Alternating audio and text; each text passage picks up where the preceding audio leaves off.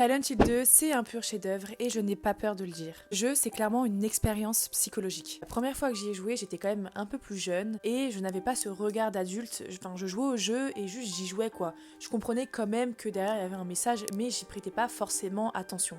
Et maintenant que j'ai ce regard d'adulte, je comprends en fait que ce jeu il explore les parties les plus sombres de l'âme humaine. Pour vous expliquer vite fait, Silent Hill 2, c'est James qui reçoit une lettre de sa femme, mais elle est morte il y a 3 ans. Et il va se retrouver dans la ville de Silent Hill. Donc la ville de Silent Hill, c'est pas un endroit comme les autres, c'est une punition.